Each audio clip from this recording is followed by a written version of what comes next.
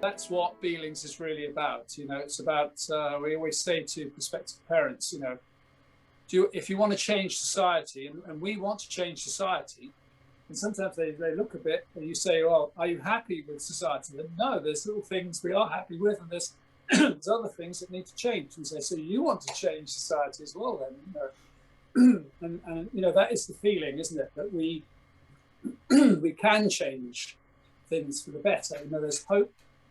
We're ever hopeful. We're ever hopeful. Ever hopeful. Just keep saying that. Cling to that. Well, so as we just discussed this morning, Duncan, just give us a sort of view of why what you do at Bealings is so appropriate for a vision for future education and schooling. Yeah. Well, Mute. As you know, we've taken quite a lot from Dorothy Heathcote, amongst other people. Some of the greatest educationists around the planet, going back over decades and centuries, and people alive and moving things forward today. So Bealings we see as, and this is our own term here, sort of copyrighted term, a community of creators. So very famous musician recently said, you don't find yourself, the purpose of life maybe is to create yourself and create your community and create things and create good in the world or not, So we see ourselves very much as a community of creators, and the children are brilliant learners, as we all know. Before they even get to school, they've learned how to speak their home language, they've learned how to walk, they've learned how to do so many different things. And then they arrive at school and someone says, now we're going to teach you how to learn.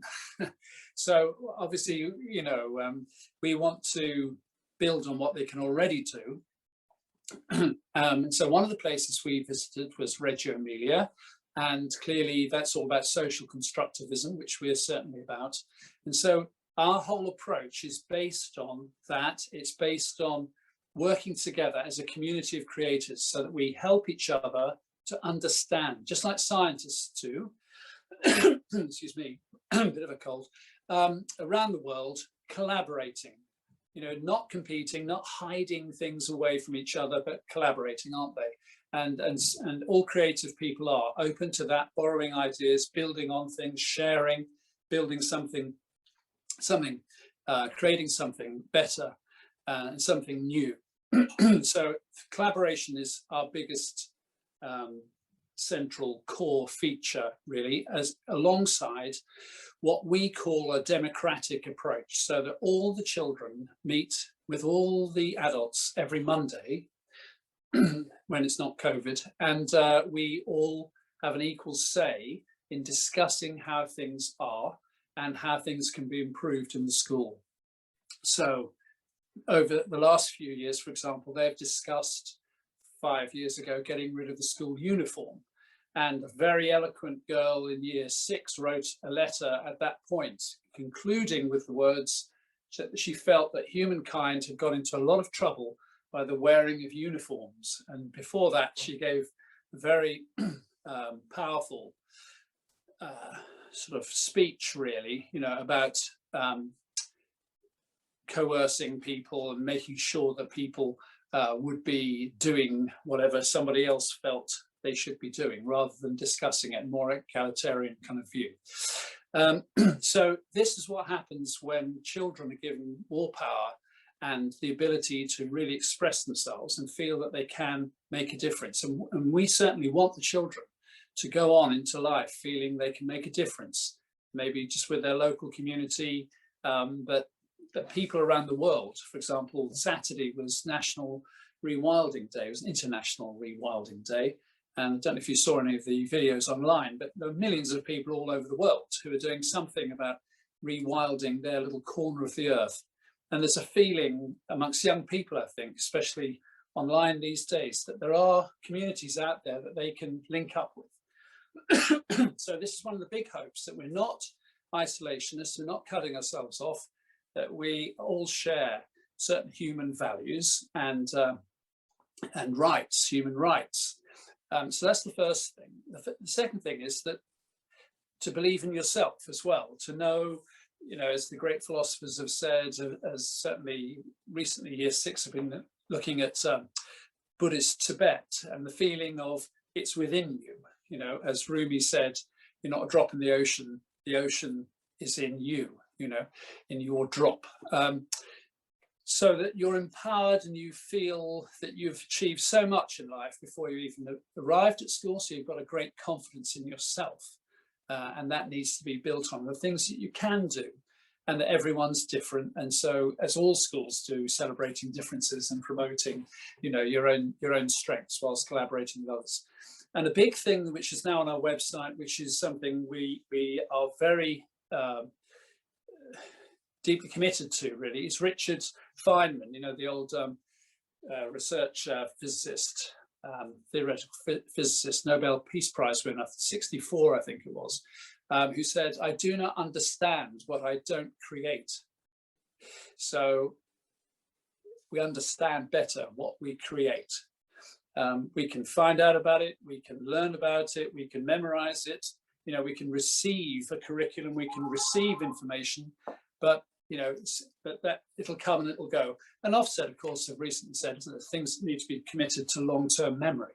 And so now we're coming towards our central core approach, which is Mantle of the expert, because obviously things are more powerfully committed to long-term memory when you create them. You know, the old Chinese proverb, Nuffield quoted it widely, I hear and I forget, I see and I remember, I do and I understand. So when we create something, you know, you really understand it. You can think about bringing up children, can't you? You can learn all about it theoretically. If you have your own children and you go through the experiences of bringing them up, you understand it more powerfully, don't you? More completely than just reading about it. And this is what we feel is so fundamentally wrong with the curriculum as it is, and the expectations that children will memorize at secondary level, vast chunks of information, and then later hopefully manipulate it. Whereas obviously in context, with more of a sort of apprenticeship approach, perhaps, you know, you are learning on the job, much like you would when you're learning a foreign language. The best way perhaps is to speak it from the beginning, as children have to, as young children. You can study in a language lab, you can read all about it, you can study, but ultimately, can you speak it? You know, and when you try to speak it, you, through necessity, learn it much more powerfully and rapidly. It means something. So you create your own version, don't you, of a foreign language that you're trying to learn. You stutter and you splutter your way into it, and it's trial and error, and a lot of it, and you're getting feedback, but it's most powerfully learnt in context. So now we come to the context. So Dorothy Heathcote, who had sort of invented the core of Mantle of the Expert a long time ago, decades ago, came to our school. We invited her to come in 2003, and she looked around and she came back a couple of times, and she said, "This is the first 21st century school I've seen, because it's bringing the curriculum to life. It's not a classroom where children go to learn. You've transformed the learning environment, and the children are given more power. They are acting as experts within an organization, and that organization receives a commission to go and do something, and the children will just jump into that idea because they are given the power to behave as adults and to stand in the shoes of other people." Excuse me. So it's very much empathetic learning, you know, which George Monbiot and others have called for many times, obviously, and more necessary than ever, you know, in our modern world, the ability to stand in the shoes of others, see things from a different perspective, you know, gently question things, passionately question things, but always be questioning, and always happy to be in a state of mystery as well. So much like detectives would be, our children working in the organizations in which they find themselves and which they co-construct face certain tensions, real-time tensions while they're in role, which they have to work together to overcome and which they enjoy. So they enjoy being in a position of not knowing. And, you know, when we look back at the old Richard Feynman videos, there's one great one where he talks about the difference between understanding and just sort of receiving knowledge. So he's saying, really, to understand, you have to, you know, St. John of the Cross saying, if you want to be sure, take a step in the dark, walk out in the dark, you know. So, yeah, with faith, you know, which we have, and, you know, we're not trying to think of a religious definition of this in a sense, but maybe it's more spiritual definition. Have faith in yourself, have faith in the people around you, and, you know, have faith in a higher power if you believe in that. But have faith. And, you know, what is faith? Well, it's sort of the evidence of unseen things, isn't it? And the belief that things will come good in the end, that you will achieve things. You can't see them now. So this is where we are. We love to be in the state of mystery, like Sherlock Holmes actually loves the mystery. And when you love the mystery, naturally questions arise, and you find that it's fun to explore, rather than being in a sort of situation where, oh dear, we've got to learn this, and then we're going to be tested on it. I mean, I heard of a school where the children were welcomed back with wellness lessons, and on the Friday they had a test about it. Yes, did they understand wellness, you know, appropriately? Had the teacher taught? Exactly, yeah. So you've got to, you know, scientists or astronomers, whoever they are, artists, love having a go at things, don't they? Hey, it's not right now, but I'll get it right. You know, I don't understand it now, but I will in time. So it's time as well. So, and quite frankly, I mean, this business of catching up, if it's about, I can see with secondary, the secondary curriculum that certain chunks of knowledge and you know, units of understanding maybe had been missed. At primary level, if the online work was about memorizing things, then obviously that would result in children falling behind. If the online work was challenging them to consider certain situations and investigate those, then skills and concepts and understanding can still be created. And this is what we found. So we actually found a lot of children coming back who had made, you know, genuine progress while they'd been away. So this is something we're looking into. Anyway, Mantle of the Expert is, when we started to develop it with Dorothy Heathcote and Luke Abbott and people like that back in 2003, you know, we were setting up a situation in our school where we were on a new path. You know, we were creating realistic learning contexts which were vivid and which were very powerful and which had real tensions and problems which would arise. And so the teacher had to give up some of the power, some of the approach where maybe it was like, okay, let's all sit down and, you know, to us, the lowest level of teaching, but sometimes necessary, is, okay, let's all be quiet. I'm going to tell you something, and you see if you can receive what I'm saying, and then later on, I'll see if you can remember it. Another level, you know, maybe is we're all going to learn together. We're all in this together. But beyond that, we feel is this sort of situation where the teacher has given up the ego game a bit, and certainly the entertaining teacher sort of role, and is one of the sort of co-workers in an organization, maybe a senior co-worker, but empowering the children over time to have situations where they have board meetings, for example, in an organization where one or two of the children will organize and run that meeting. And perhaps a client is arriving who wants to give them a commission, or perhaps a situation where in role, someone quite threatening is in the scene, and we have to deal with that. So to give an example of a sort of situation that might arise, it's going to be co-constructed with the children. So the first thing is it's going to be at something they're deeply interested in. And when I've given talks around the country, you're always asking, could you, might be talking to a couple of hundred head teachers or teachers somewhere saying, can you think of 5 or 6 things that children anywhere on the planet would be interested in? Now, it's surprising how often that can cause a bit of a problem there.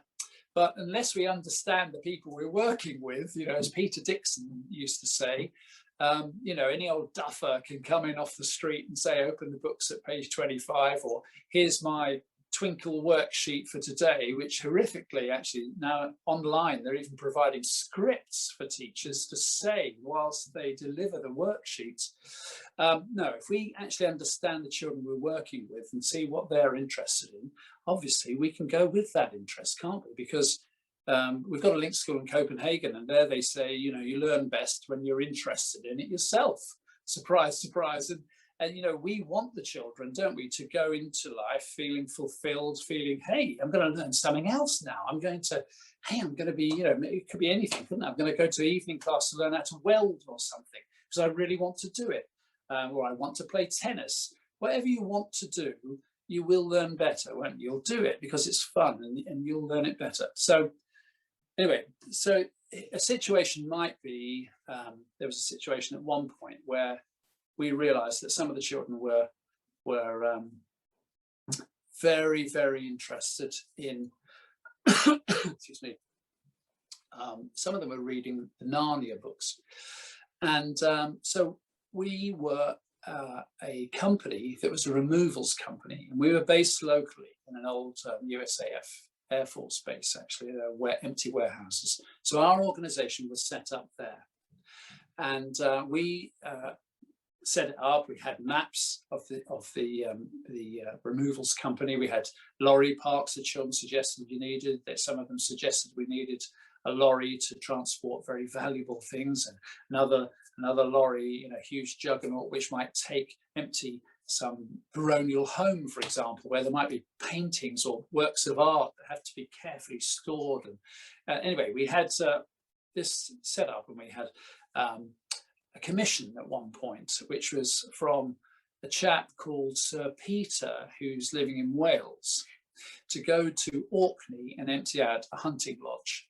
Now, out of role, we looked at some pictures of hunting lodges and that exist in the Highlands of Scotland, and they picked one out that they wanted to be the one they were going to take all the furniture and articles from and bring south. So over the next couple of days, the children looked into how far it would go. Someone said, my dad's a lorry driver, you can't drive night and day, you have to stop after so many hours. So they looked at the map to see where they would have to overnight and how they would carry on. Now, when we came back the next day, we went back to our lorries. This was in school. And so we've got the map, we've got the national map, we've got pictures of lorries, we've got the pictures of the hunting lodge. The children are starting to build this mental model of what it's like to go to this place. It's taking hours and hours. One of the children said, there's scratches on the side of the lorry. Now, we could have said at that point, the teacher could have said, well, we're not doing scratches, we've got to get on to Orkney. But here was a gift. So a child starting to be involved. Okay, scratches. Why are there scratches there then? Well, I don't know. What could have caused these scratches on the side of the lorry? So here we're using some detail, aren't we? But what we understand is that someone is being drawn in. Someone is entering into our fictional world here. They are bringing something to it. So we can use that. Sometimes questions come in. The teacher or the teaching assistant, there's one in each room, will be logging some of the questions because we can't answer all the questions at that point, but we might get a critical mass of questions in a certain area, which we can investigate at some other point. Anyway, we said, well, okay, we'll have to look at these scratches and we'll have to see, what might have caused them. But meanwhile, we'll carry on to Orkney. Now, when we got to Orkney, I have to tell you that over the weekend, a wardrobe arrived at the school. And this wardrobe was put into an activity area. And I just want to say that at this point, I talked to Pip earlier, and he was saying, we were discussing, weren't we, Pip, that perhaps we need to have 1 or 2 video clips or photographs at least of how we transform our environment, because the context is so important. All our rooms are transformed really into an environment, you know, which reflects what we're doing. So the detective agency that's working in 3 and 4 at the moment, you know, the room actually looks like a detective agency. It looks like something that Sherlock Holmes might have set up, or, you know, crime stoppers or something. You know, it's got you know, leads, and it's got these lines going off to various you know, people have been interviewed, or new proposals that have come up for investigations. Anyway, back to this wardrobe, and it was after Christmas anyway, and basically the wardrobe was in this activity area. The activity area is emptied out. The only thing in this activity area was this wardrobe, and as fate would have it, it had scratches all over it. Anyway, when the children came, and this is where Mantle of the Expert really takes place up here so much. The children were people who were arriving with the removals company. In their minds, it was them and maybe 2 or 3 other people. In actual fact, there were 30 of them. But while they're going through these situations, they often feel it's them and a partner, you know, because that's the situation they're put in. So they were greeted by the old retainer, who was just me in role, you know. So I welcomed them and said, thank you for coming all this way. And, you know, you're welcome. Please go everywhere you need to go, but you can't go to the 3rd floor. You mustn't go to the 3rd floor. Where do you think they wanted to go most? The 3rd floor. So this is outside. So I led them in. So you mustn't go in there. And straight away they were, why can't we go in there? You know, what's going on? You know, this sort of thing. So lunchtime came. In the afternoon, they were put into role as detectives going in, because something I've missed, sorry, was that the previous day they were in role as local people in this village just north of Stromness. And I mean, the first thing to say is they couldn't believe that there were parts of our country which were 600 miles away. You know, and even further, and there would be even further than that, you know. So a huge amount of geography is being sort of learnt in context as things are moving along. Anyway, but as locals, they were writing about strange noises coming out of this old hunting lodge and so forth. So the detectives, it was logical that they would have to go in and investigate, because there were so many reports of people being, you know, seeing and hearing strange things. So as detectives, they went into this room, and of course, all they found was this wardrobe. And they investigated the wardrobe. They looked inside the wardrobe. It was just a wardrobe, but it had these scratches on it. Now, out of role, they talked about all this, and then again, they wrote about the wardrobe. So where had the wood come from? What were these scratches? And they really started in on this with vigor. So some of the children wrote about the wood actually coming from the doors of an old Tibetan monastery. And they went into great detail about how the wood came to be, you know, brought over to Stromness. Another group of children wrote about the planks of this wardrobe having been part of an old ship that sank about 350 years ago.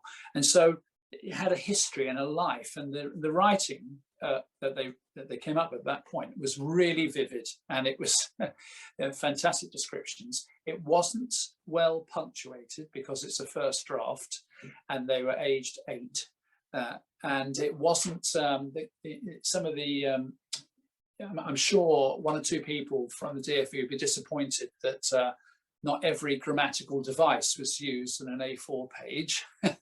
But they were writing vivid, highly descriptive writing. And what happened next was that the weekend came. After the weekend, they came back. The wardrobe was now and remains the main entrance to a classroom. But when they came in, they were now in a different situation, and they were able to go into the wardrobe. The back had now been removed from the wardrobe, and it was now, when you went through, there were coats there. When you came past the coats, you came to a fir tree. beyond there, they were somewhere else. And immediately they were met by this fearsome person who told them to stand over there in the corner and not to speak. And they did. And this person, it became obvious over the next few minutes that they were in a completely different place. And it's a situation, it's very weird because they'd left this lovely, friendly part of the country, and they'd just gone through here. Now it seemed to be a whole different country. It didn't seem to be the friendly democratic sort of place they'd left. Anyway, they were there. And anyway, over the next few days, Morgram, the chief of the secret police, made it very clear that if they swore allegiance to the Snow Queen, who happened to rule there, then everything would be fine. Over the next few days, they saw some of the effects of what would happen to you if you didn't follow the Snow Queen. So there were statues which had previously been people, and creatures. And at one point, everyone sat one day, everyone sat around, and Morgram, who was now played by a teaching assistant, came in and said, okay, if you swear allegiance to the Snow Queen, your family will be saved. And a little squirrel came, one of the girls who was a squirrel came up, and this teacher said, do you swear allegiance to the Snow Queen, and so that your family will be saved? And she said yes, and there was sort of audible gasps from the rest of the group. And so we were able to stop the action, and we said, okay, well, let's come out of roll now and discuss why you gasped and what the situation is. And it was discussed, and some people said you can't trust him, and some people said, well, he has promised, and so this big discussion happened, and someone stood up, another 8-year-old, and said, but look, we've seen some of the effects. Where have we seen, what proof have we had that his promises are always kept? Well, it seems like he seems to be telling a lot of lies, and he seems to be promising things, but then they seem to be going wrong, don't they? It doesn't seem to be happening. So the evidence before us is not good. Can I just pause there? Can you hear drilling? No, good. It's well in the back. It's well in the background, Duncan. Okay, good. Good, because someone's just turned up to do some drilling in another part of the school, which I can get. You can stop anyway. So basically, I'll cut this bit short because I'm sure is this all right? I mean, I'm just talking off the top of my head. Okay, so anyway, they discussed it, and then the children wanted to try that again. The little girl wanted to try that again, so we could, because we can have another take. There's no mistakes in Mantle of the Expert, but there are takes. Like in a film, you can rewind. You can have another go. So she wanted to have another go, and at that point we heard the voices of Aslan speaking. That was the thing. So we all sat around, and she was just sitting there, and they were saying sort of their thoughts, the thoughts of Aslan, why it was a bad idea, why you couldn't trust him, what you should be able. So there's a lot of discussion, there's a lot of thinking in Mantle of the Expert, and overcoming, real life problems. So we went through it again. He appeared this time. She said, by this point, she had come to a point in her thinking, and everyone had, that no matter what you said, your family was going to be turned into stone. So along the way, you might be coerced into doing all kinds of evil. It would be better not to. So she rejected his offer, and the thinking that these 8-year-olds had come up with was astonishing, really. It was that she might be turned into stone, but her family somewhere else would be safe, that he didn't know where they were. Anyway, so that sort of ended that scene, really. We were coming out of roll, and over the next few days, edicts appeared around in the school telling people what they couldn't do, and some of the children in the other classes were saying, what's all this? Why aren't we allowed to go on the playground now? Why is football banned? Why is and it was obvious that some of the evil from Narnia was coming the other way now. It's coming into our world. And so a huge the next democratic meeting we had on the following Monday, it spilled over into sort of real life in the school, really. So it's a discussion of, we haven't decided this together. How does it benefit our community to have this rule? Where does it come from? And this sort of thing. And so the whole school then became sort of secondhand, in a secondhand sort of way, involved in what was going on in that room. But the children went home, and you know, it was really vital and alive to them. And they weren't problems that the teacher was thinking up. They were sort of tensions that arose out of the action, and anyone, you know, people came up with questions. You know, the children came up with questions, you know, about basically, you know, what can we do? Is it all hopeless? Do we just have to, you know, keep quiet and hope it will go away? Will that work? You know, and it became obvious to them, no, it wouldn't work. You know, you couldn't just, they were just running away with it. You know, unless we had, but one person, you know, one little squirrel or one beaver couldn't do it. You know, how could we, what could be done? You know, would Aslan come? You know, should we just wait for that? And they decided, no, they couldn't just wait for that, because they could all be statues by that point, you know. And it just wasn't fair. This kept coming up. Of course, children always want things to be fair, don't they? I mean, you know, so they were getting really passionate about this, but they didn't know what to do.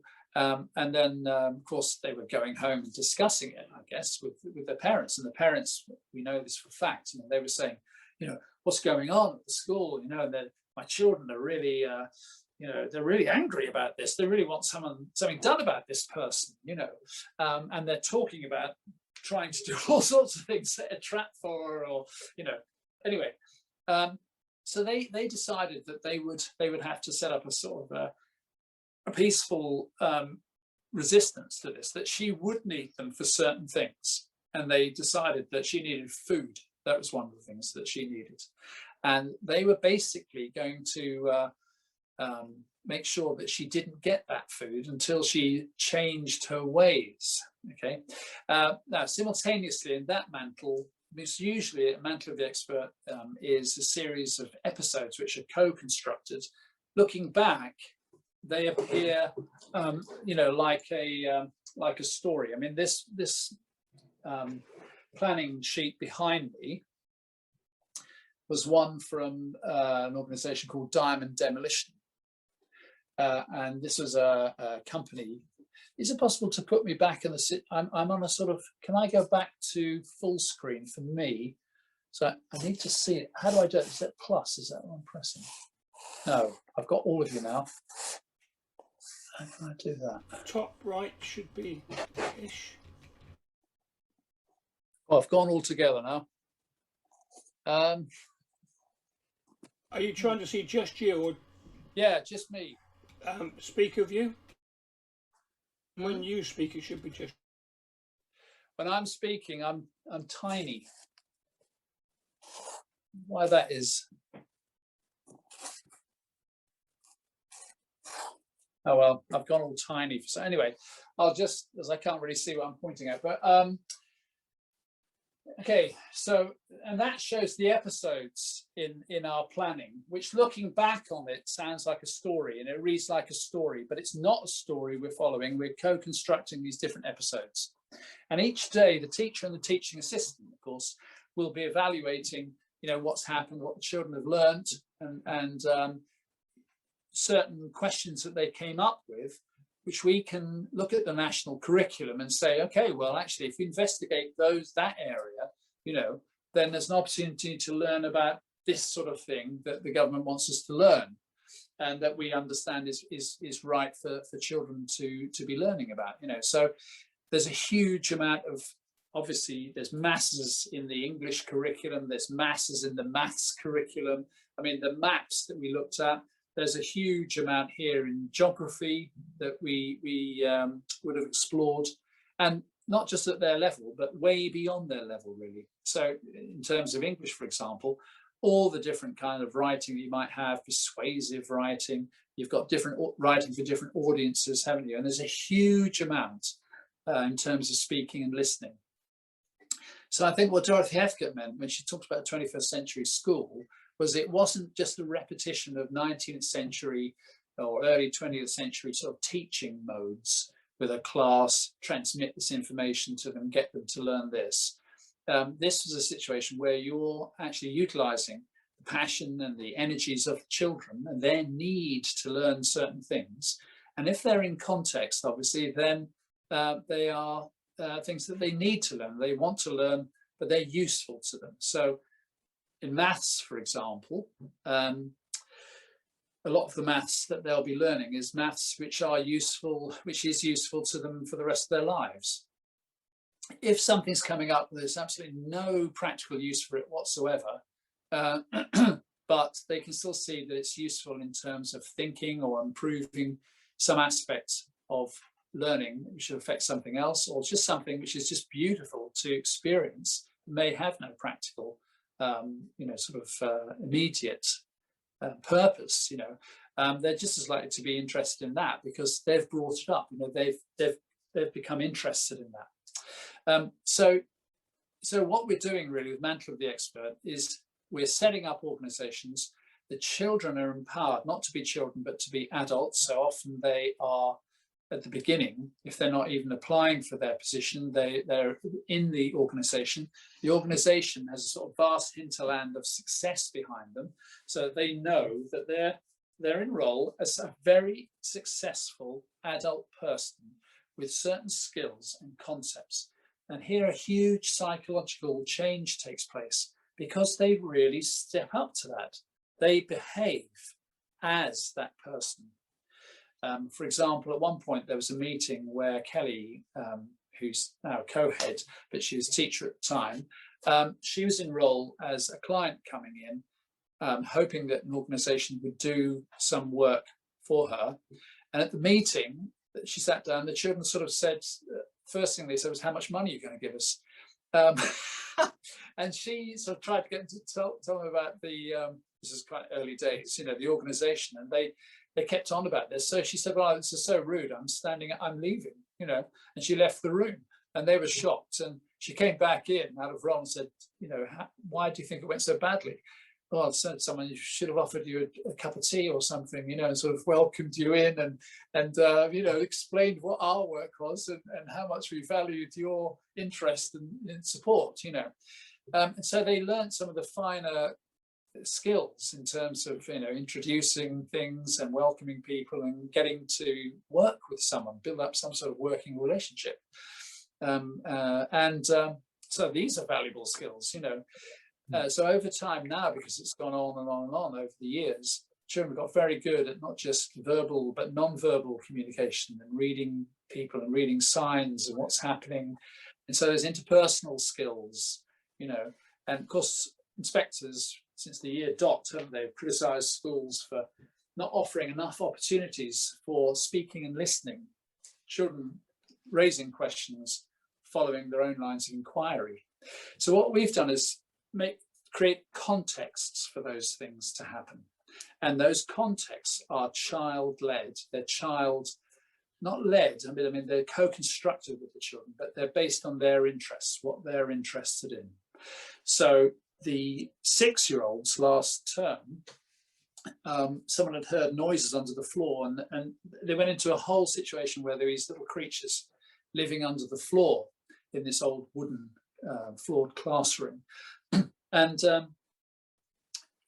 the curriculum was learnt through that.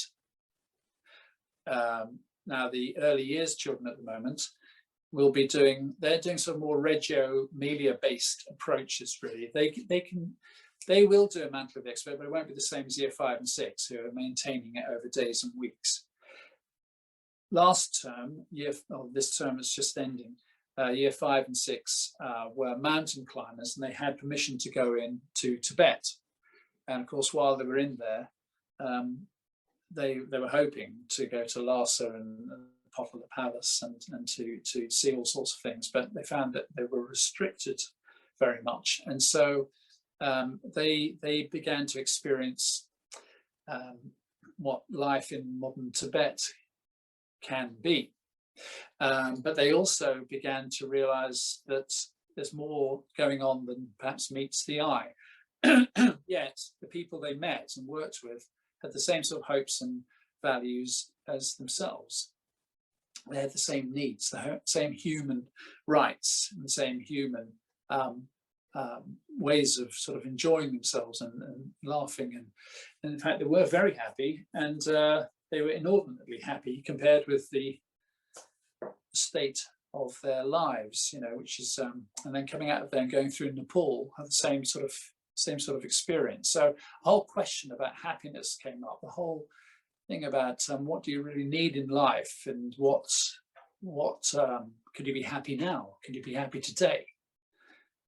Is there, you know, they looked into, and obviously they were experiencing sort of a Buddhist approaches, and the idea of living for today, but still giving, but not expecting anything in return necessarily. What could the value of that be?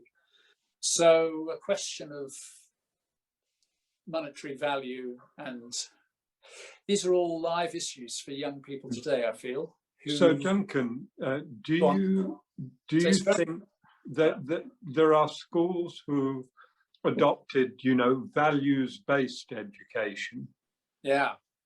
Do you just feel that your approach just embraces that anyway? You know, the whole thing about well-being, mindfulness, values. You don't need to say we are a values school, because... No. Exactly.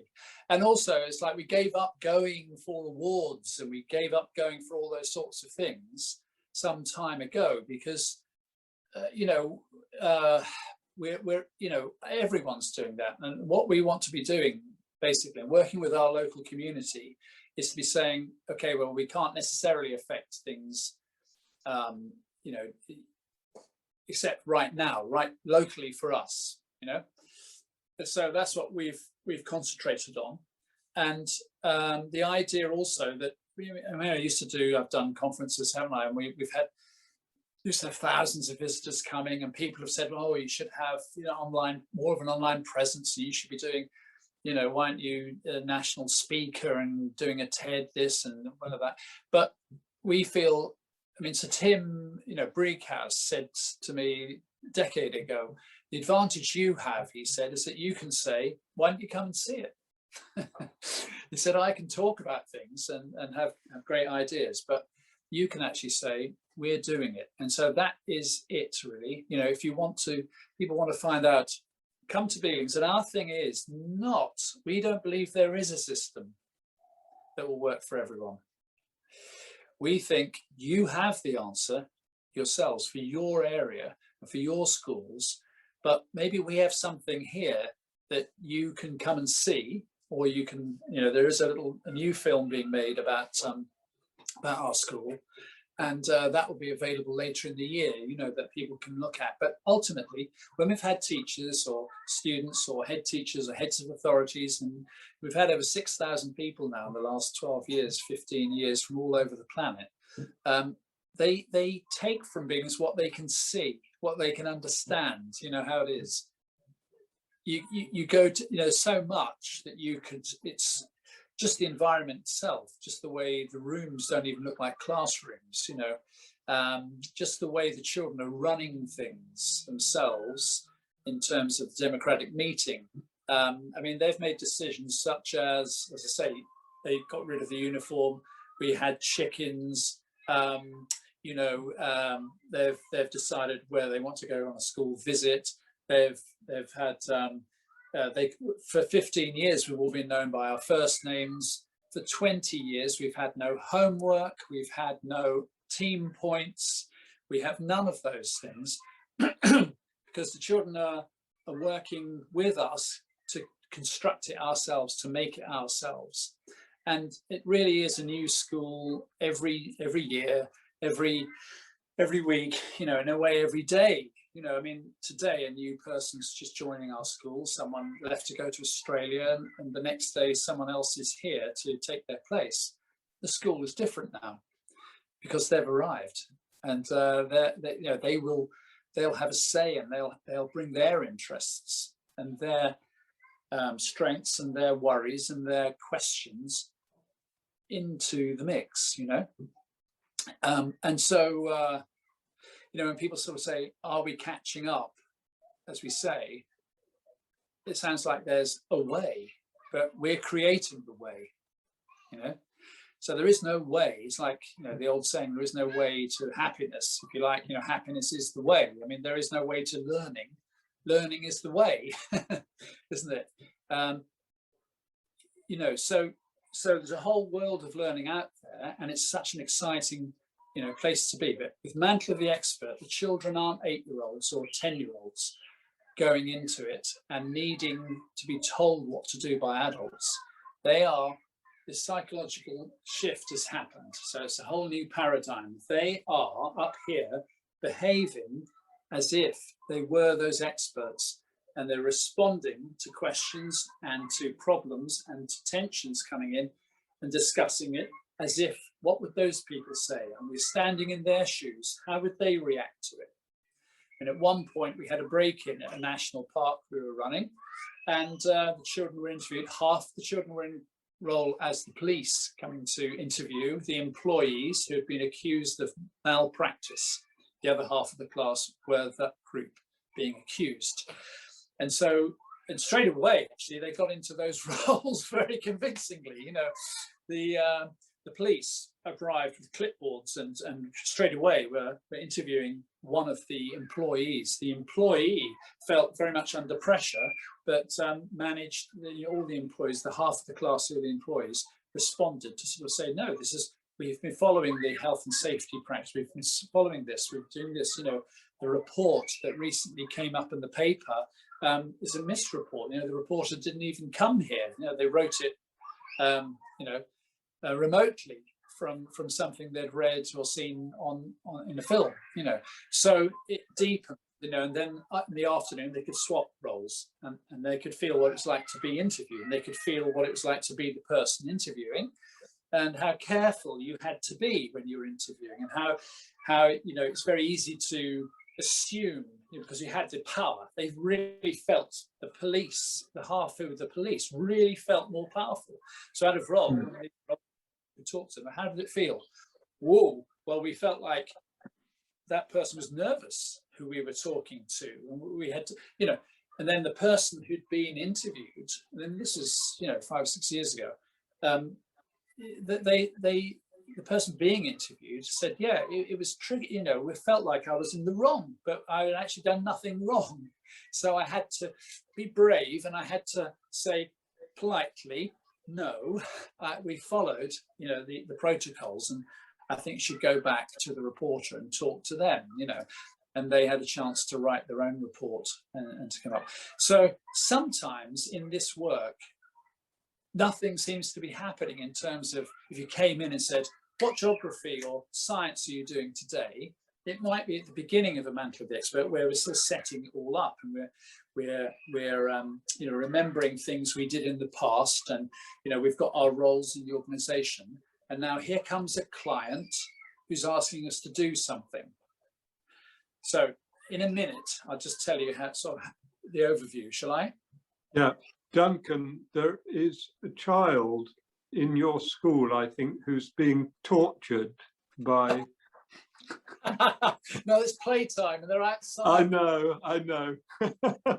I was just wondering what role she was playing. She's squealing with delight, actually.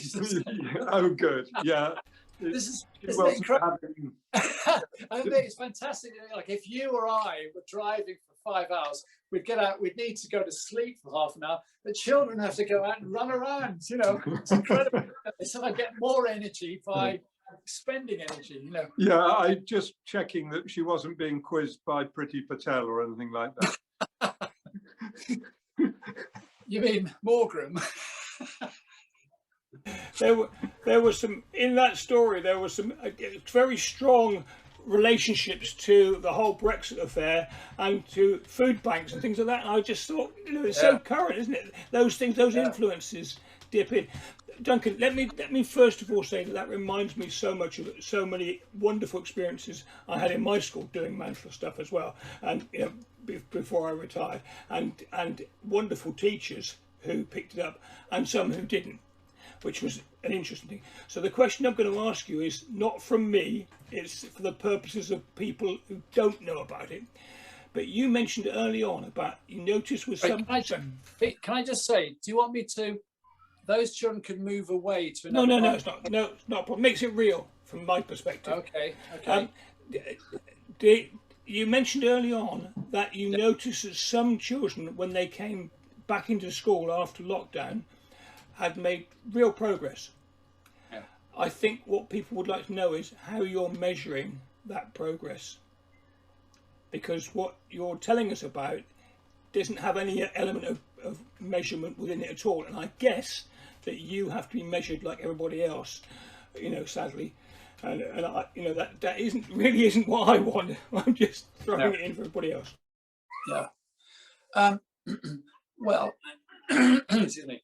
I mean, Amanda Spielman has said, hasn't she, there won't be any sort of major Ofsteds this term, she's saying, and that she and her team recognise it's necessary not to come and do SATs and not to have all those things, so that the children can learn better, so they can catch up, as she puts it, and that wellness is very important. So in that, logically, then they've admitted that offset inspections and SATs can be damaging to learning, because they want children to learn more effectively quicker, so we better stay away. So in terms of progress, we would say, because yes, there's information to be learned, there's skills and concepts to be acquired, but before all that really is a need and an enjoyment, isn't there, and a kind of passion for learning. And so when we read a lot, about what scientists have said about how children learn to speak, say, and there's still areas of mystery there, aren't there, about how they do it.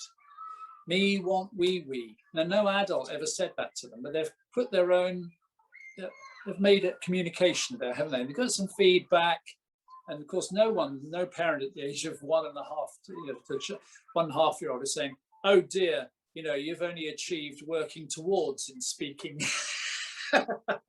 So we don't have judgments like that. We never had, the children never knew about levels, until unfortunately they had to do the SATs at the end, and then they managed to forget them, of course, and the rest of the world has forgotten what their SAT results were as they went on to the next phase.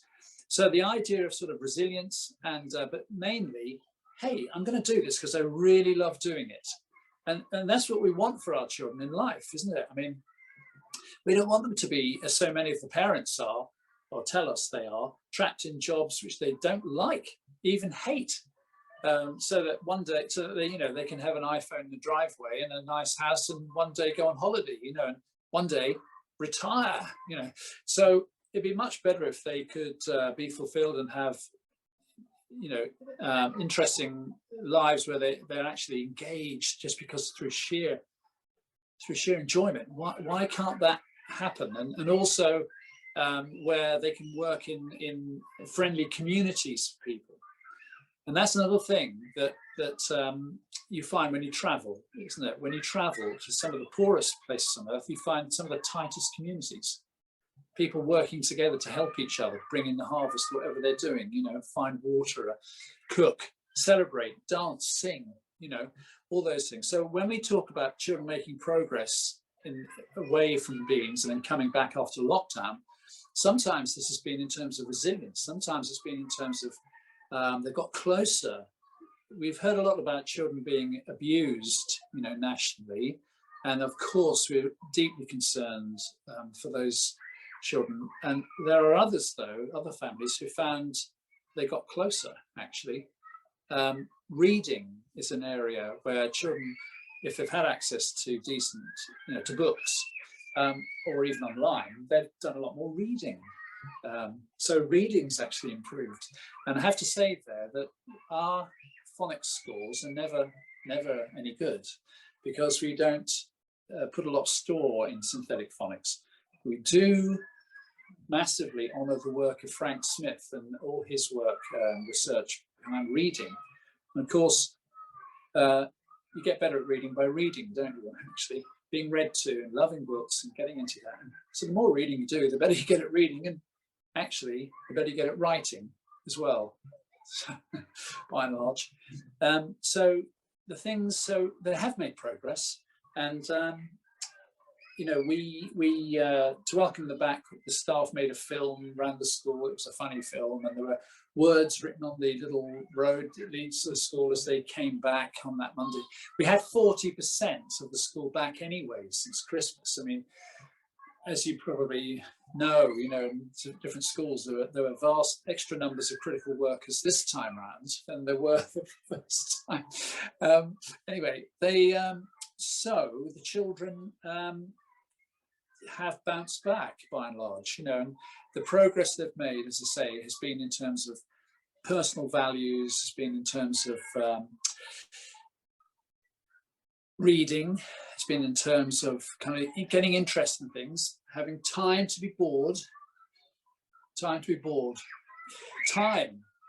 actually, a lot of time to get interested in other things and to work out what they are interested in.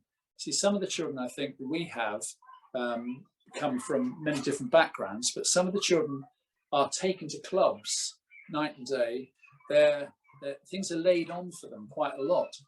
I'm sure you know the sort of group of children I'm talking about here never really have a chance to get bored or sit around and think, well, what is it I want to do? So freedom has curtailed into physical terms, but perhaps not in other ways. They also, a lot of children across the country have benefited from more time with adults. Actually, one-to-one with adults, haven't they? Not sort of shuffled off to a club or made to go to school, but actually spending time, much more time than they would get in a normal classroom.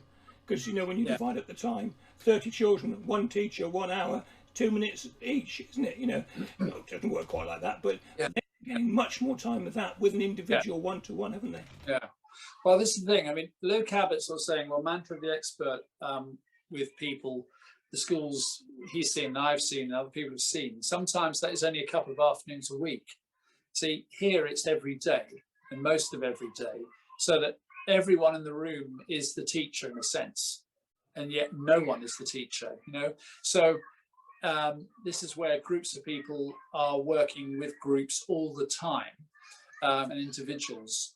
So it's a different perception, I think, of time, and we can't beat time, but we can work with it better.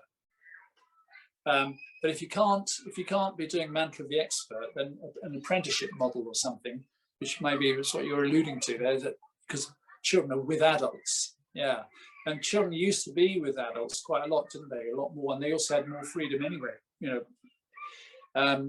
so and expected to take on more responsibility, but perhaps they saw more of the lives of adults. Some children still do, don't they? And others, as you're saying, are shunted off into their own boxes, where they're treated just like, well, they're not even treated like children, really. I mean, they're treated as sometimes they're treated as almost as if they're there to enable that organization to exist, Duncan, can I ask you just briefly, because we've probably taken a lot of your time now, but what relationship do you have with your partner secondary schools where your children move on to? Well, they go to so many different schools, that's the thing. But mainly they go to 2 in the locality, and they seem to be hampered. They feel like they're strapped by the requirements of their system, So they love what we're doing, but they feel, well, they can't do it, So what happens is they leave, and then they go to years 7, 8, 9. And remember when we worked years ago with QCA and Mick Waters, used to work sort of every half term for about 2 years. I'd go down, and there were about 6 of us in the project. We were working with him and his team. We were working on a Key Stage 3 curriculum, came up with one, which is brilliant, we felt. And then the next day was an election, and that was the end of that. But yeah, so there's the question over years 6, 7, and 8, isn't there? 9. By the time you get to 7, 8, and 9. By the time you get to year 10, 11, suddenly you're doing all these GCSEs, and your whole life seems to be full of just passing as many of those as you can, and then then you get space again at university. So this is a big problem. What happens? There's a they almost start again. Some secondaries. Everyone starts. Make it safe. We better make it easier for everyone. So everyone starts at sort of year 5 level, year 6 level, as it were. But it's not really. So they're into levels straight away.